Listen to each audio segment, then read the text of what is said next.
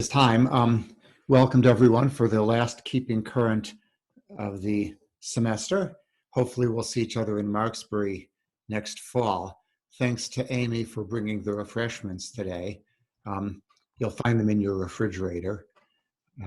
Let me introduce Monica Shafika Moni, who will be telling us about a use of Merkle hash trees, which I only dimly remember, for authenticating roadside units.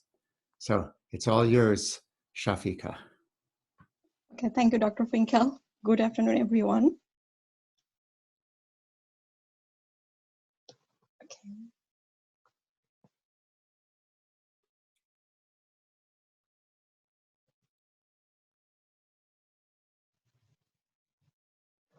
Okay, today I will present my paper, and the title of my paper is an efficient RSU authentication scheme based on Merkle hash tree for VANET.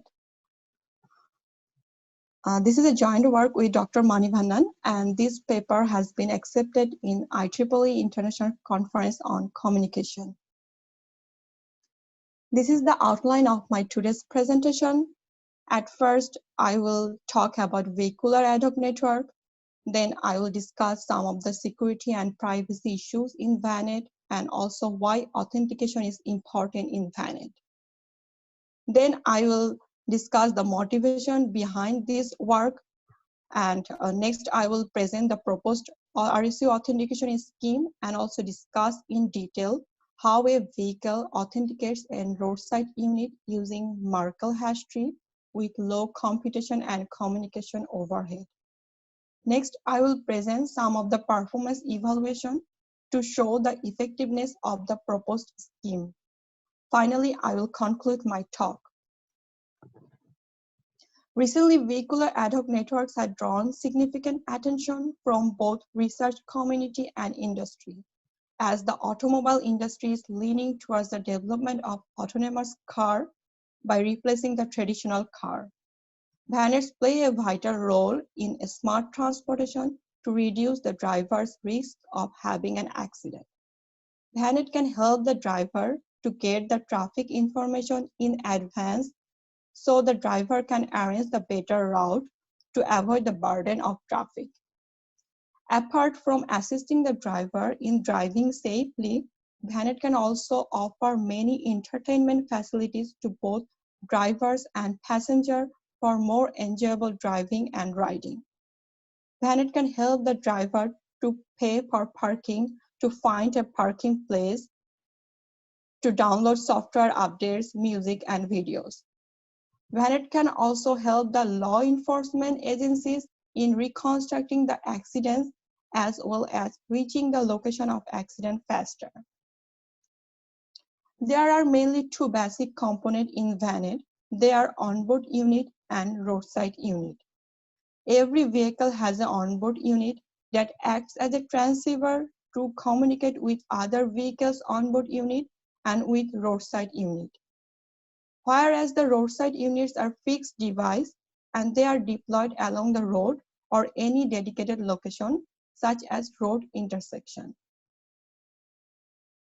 A broad range of application in VANET can be enabled by mainly two types of communication. They are vehicle-to-vehicle communication and vehicle-to-infrastructure communication.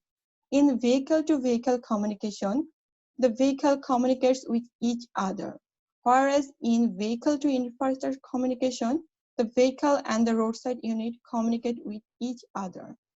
Here, the dotted circle part represents a vehicle-to-infrastructure communication, where the vehicle and the roadside unit communicate with each other.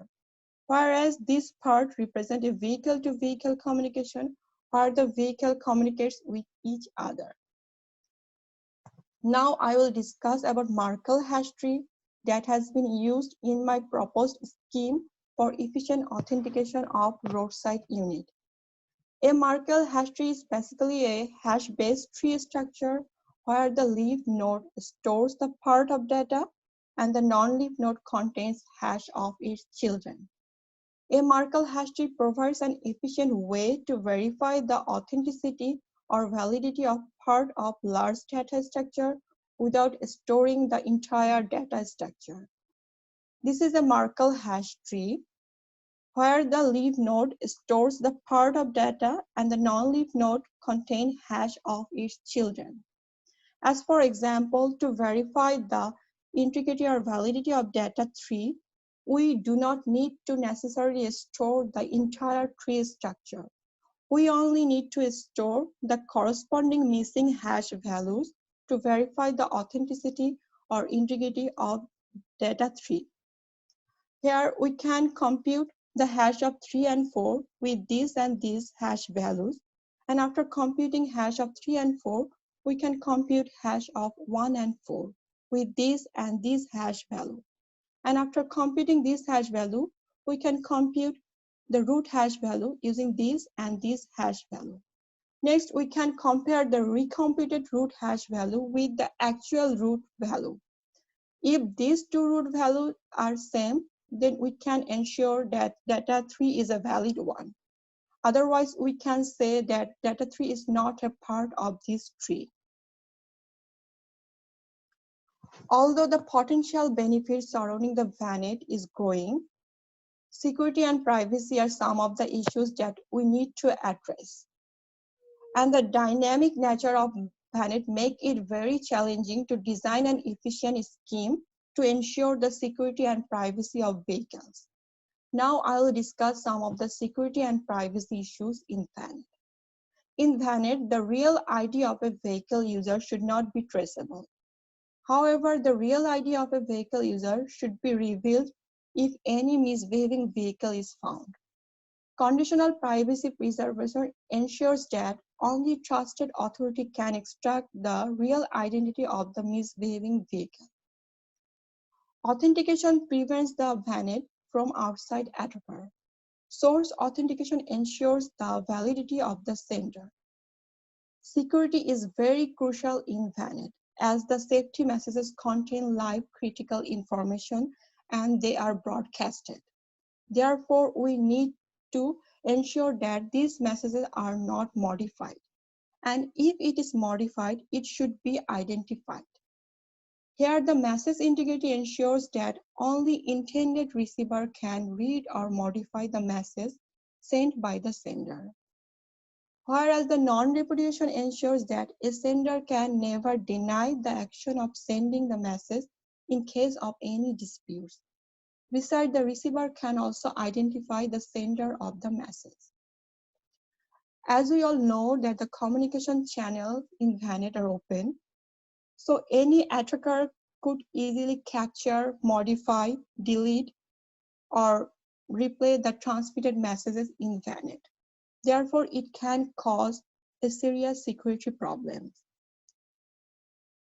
As for example, if an original message that is actually a warning message that tells the driver that there is a serious traffic jam ahead, and if it is modified to a different message that tells that the road is unblocked, then a completely opposite result may happen.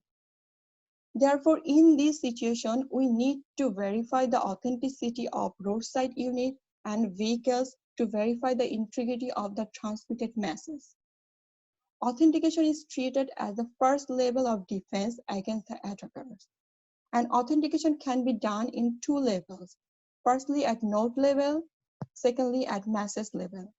The node level authentication ensures the validity of the entities that take part in VANET communication, whereas the message level authentication ensures the integrity of the transmitted message.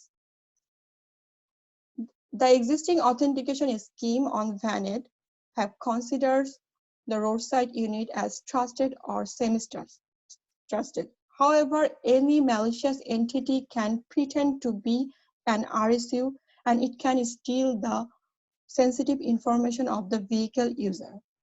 Therefore, it can cause a serious security problem.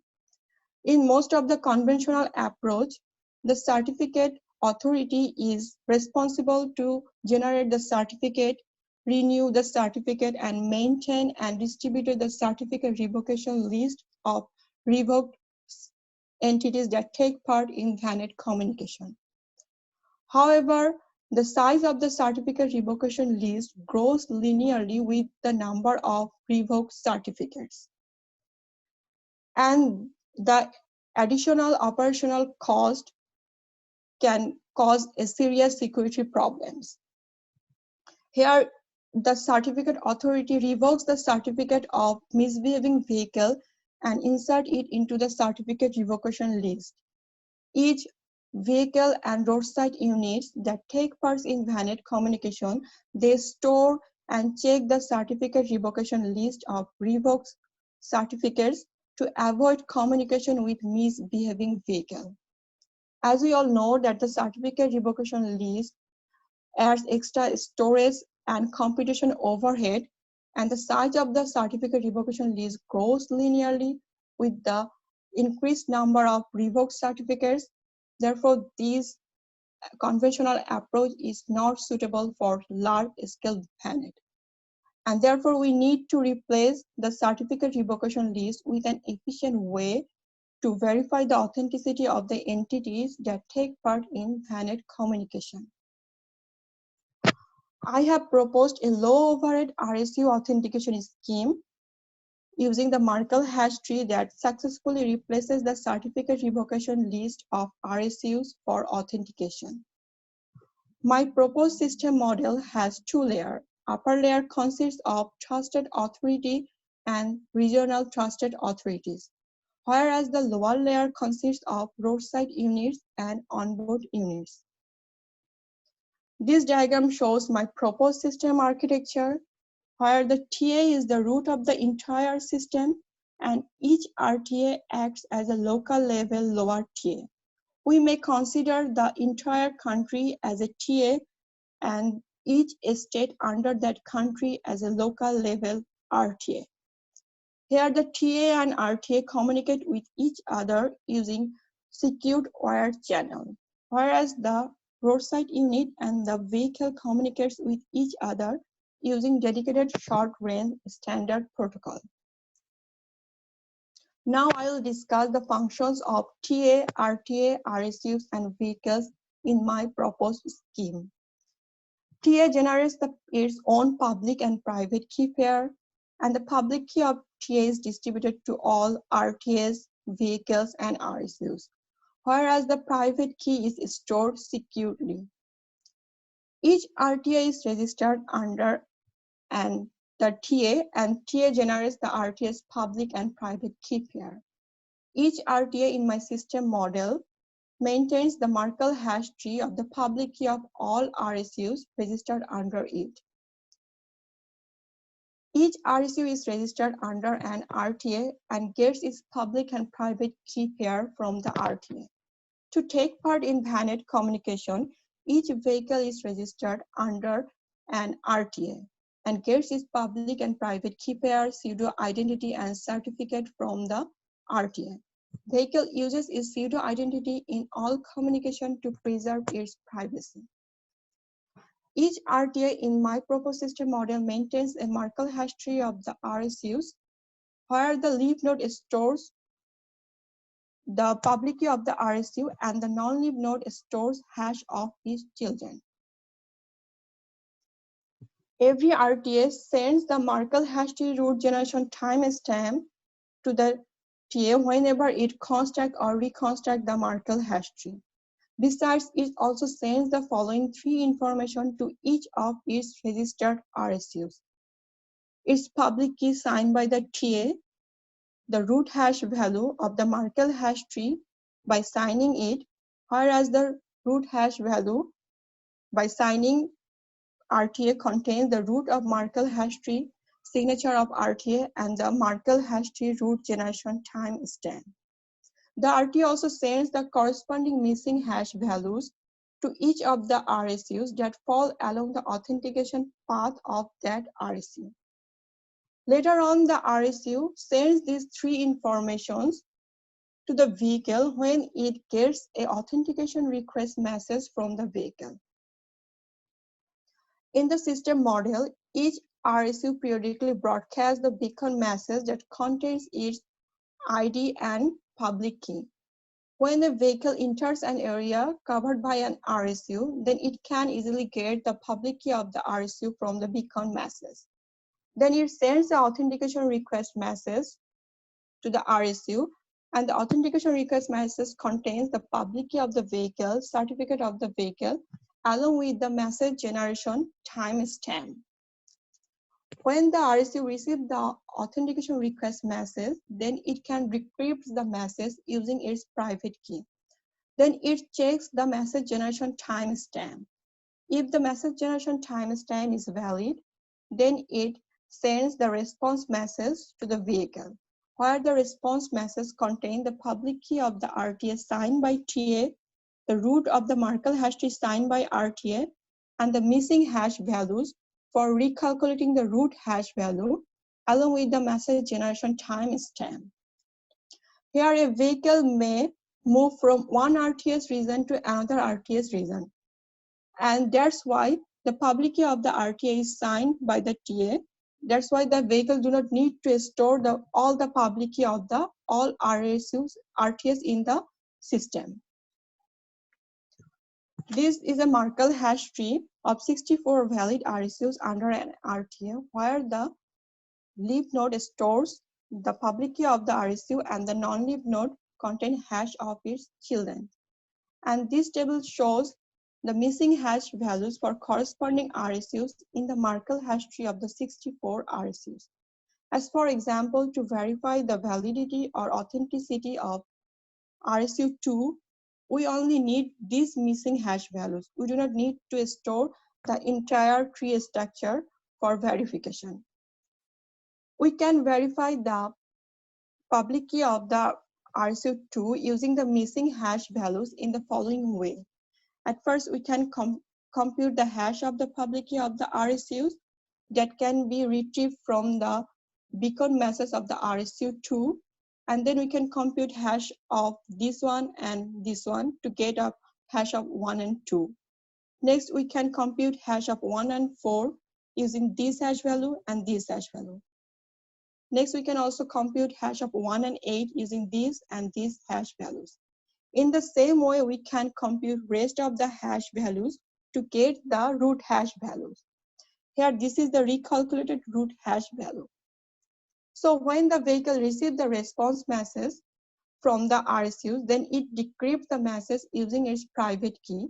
It also checks the message generation timestamp for validation. If it is valid, then it verifies the signature of TA using the public key of TA. And it gets the public key of the RTA after verifying the signature of TA. After verifying both the signature of TA and RTA, it gets the root value and root generation timestamp. Next, it compares the root generation timestamp with the received root generation timestamp. If the stored root generation timestamp is less than or equal to the received root generation timestamp, then it calculates the root hash value of the Merkle hash tree in the same way that is shown in the previous slide. After recomputing the root hash value, the vehicle compares the recalculated root hash value with the received root hash value in the response message. If these two root values are same, then RSU's public key is considered as a valid one.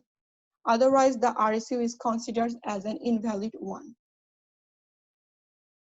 One of the major contribution of this work is that in this work, the vehicle do not need to necessarily store the certificate and certificate revocation list of RSUs for authentication. The vehicle only need to store the public key of TA and the latest Merkle hash tree root generation timestamp for authentication.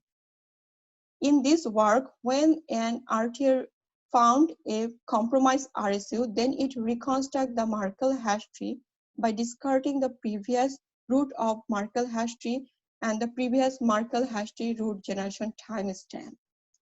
Then it forwards the updated missing hash values and the Merkle hash tree root by signing it along with the Merkle hash tree root generation timestamp to all the RSUs under it. The RTA also sends the updated Merkle hash tree root generation timestamp to the TA.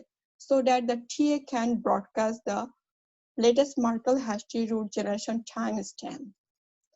Therefore, when a vehicle that is connected to an RSU, it can get the latest Merkle hash tree route generation timestamp before moving from one RSU to another RSU. The proposed scheme shows the resistance to message modification attack, replay attack, and message injection attack. In this work, all the messages are encrypted using the public key of the receiver. That means only the intended receiver can read or modify the messages. This scheme is also resistant to replay attack. Here, both the vehicles and RSUs encrypt the message generation timestamp along with the message before sending it to the receiver. The clocks of RSUs and vehicles are assumed to be loosely connected, and it can be loosely synchronized using the GPS. In this method, the vehicle first verifies the signature of TA and RTA, and then it recalculates the root hash value using the missing hash values. After recalculating the root hash values, if the recalculated root hash value and the received root hash value are not same, then a message injection attack is detected. However, it is not possible for an attacker to forge the signature of TA and RTA. This table shows the computational analysis of the proposed scheme and the ECDS and ECDH aggregation scheme. In the proposed scheme, RSA algorithm has been used for both encryption and decryption. Whereas in the ECDS and ECDH aggregation scheme, when the vehicle encounters an interaction zone, then it sends an authentication request message to the corresponding RSUs. And next, the RSUs generate a shared key using the elliptic curve Diffie-Hellman algorithm. After that, the RSU sent a message by signing it using the elliptic curve digital signature algorithm and send it to the vehicle for authentication. This table shows the required time for each operation using Crypto++. We can see that the signature verification time using RSA algorithm is only 0.07 millisecond, whereas the signature verification time using elliptic curve digital signature algorithm is 8.53 millisecond. I have analyzed the signature verification overhead of the proposed scheme with that of the ECDS and ECDH aggregation scheme, and it is found that the signature verification overhead of the proposed scheme is significantly low compared to the ECDS and ECDH aggregation scheme.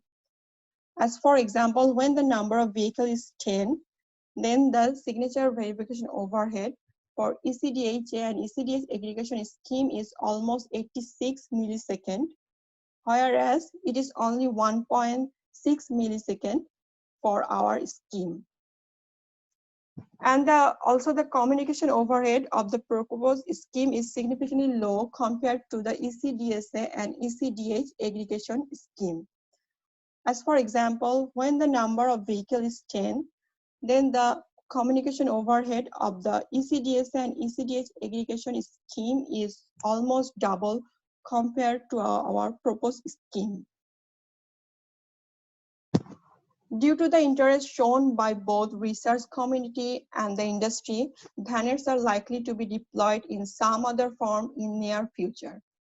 However, security and privacy are some of the issues that need to be addressed and solved for widespread deployment of VANET. In this work, I have proposed a low overhead RSU authentication scheme using Merkle hash tree. And I have used a two-layered architecture where the upper layer consists of TA and the RTS, and the lower layer consists of roadside units and vehicles. To the best of my knowledge, Merkle hash tree has never been used for authentication of roadside unit in VANET. Merkle hash tree provides an efficient way to verify the authenticity and validity of the RSUs without using the certificate revocation list of RSUs. In this scheme, the vehicle do not need to store the certificate and the certificate revocation list of RSUs. It only needs to store the public key of the TA and the latest Merkle hash tree root generation timestamp for authentication of RSUs. The performance evaluation shows that the computation and communication overhead of the proposed scheme is significantly low compared to the ECDSA and ECDX aggregation scheme. Besides, the security analysis shows the robustness of the proposed scheme against message modification attack, replay attack, and message injection attack. In this work, I have only considered the authentication of RSUs. For my future work, I will consider the efficient authentication of vehicle without using the revocation list for VANET. And thank you.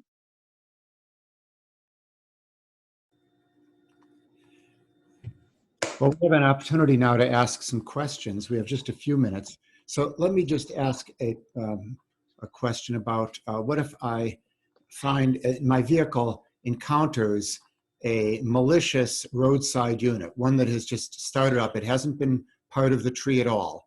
And it certainly should be possible for that roadside unit to have invented its own public and private key pair and to send out a beacon.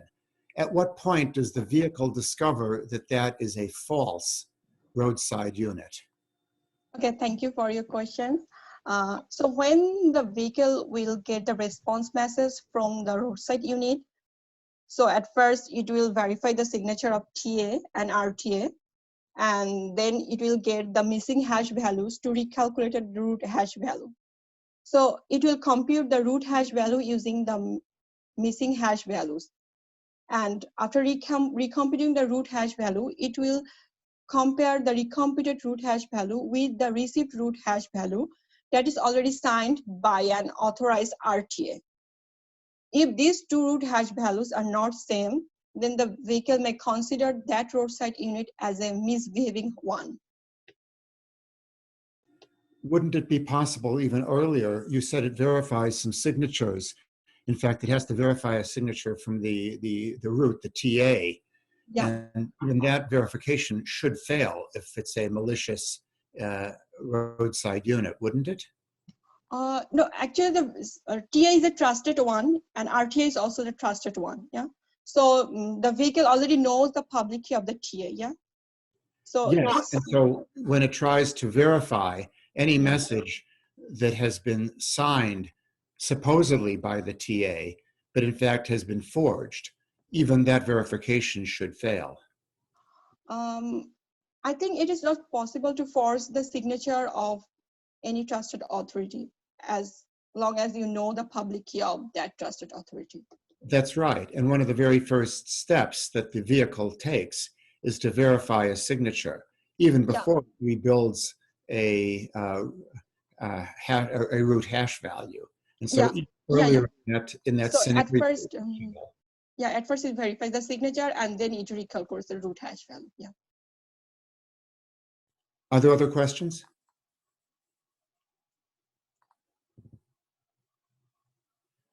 Let me then ask one other question. Under what circumstance does the root hash value need to change? It seems to me it would be stable over long periods of time, months possibly. When does it need to change? So whenever an compromised RSU is found or a misbehaving RSU is found, then the root hash value will change. And as we all know that the roadside units are static by nature, so the frequency of such change will be very low. So if I could ask a question, I'm not sure that participants hear it. What I would like to ask to mention is that actually there is yet another situation very similar to this one, namely with the aerial vehicles, that is the planes to make things and possibly drones.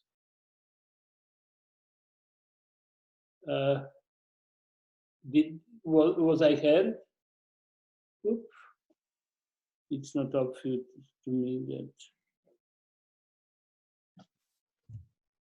I heard you. Okay. Okay. So can you repeat it again? So I just simply thought that I thought that very similar situation occurs in the situation where we are dealing with aerial vehicles, planes, and in possibly drones. Yeah. With very similar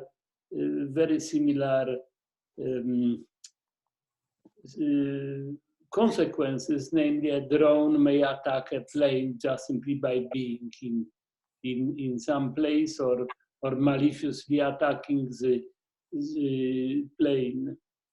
So just simply, it looks to me like it may be very similar to the issues that you discussed here. Yeah, they talk about flying attack networks. Okay, so vehicular attack networks, mobile attack networks, those are flying attack networks. So yeah, the people study about that too. Yeah.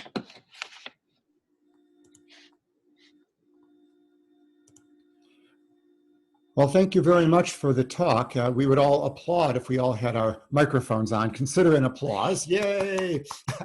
Thank you very much, Shafika. And let me know